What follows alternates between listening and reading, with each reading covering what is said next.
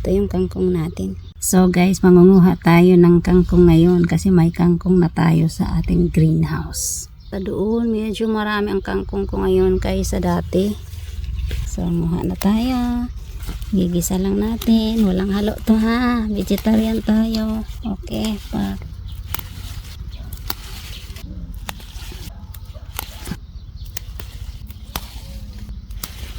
Guys, yan ay kulites. Kukunin na rin natin guys. Ihalo natin lutuin, di ba? Ayan o, parang kangkong din siya, crunchy. Para daw lumago, kailangan putulan natin. Di ba? Yan.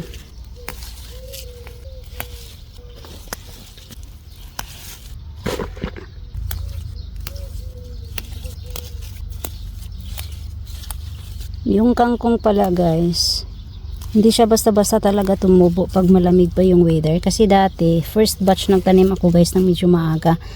So, akala ko naman mag-grow siya kasi dito nga sa greenhouse.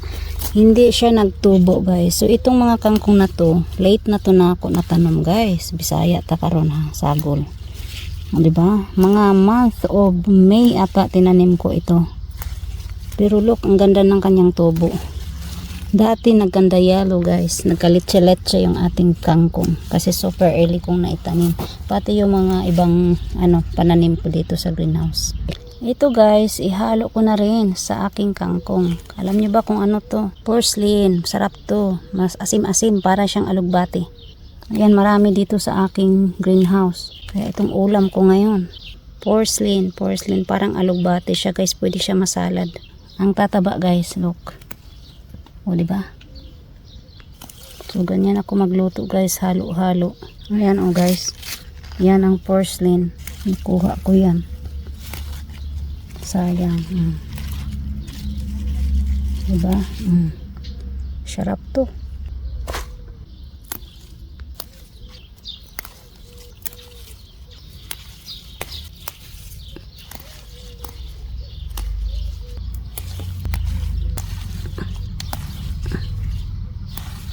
Ito guys, malaki.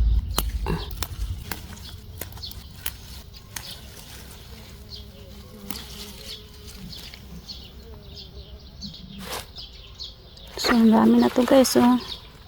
Wow. Isang lutuan na to. So, yan na guys, ang ating harvest today sa ating kangkong. Kangkong. So, ito yung kunin ko ngayon guys, kasi sayang. Ito, ihalo ko talaga to.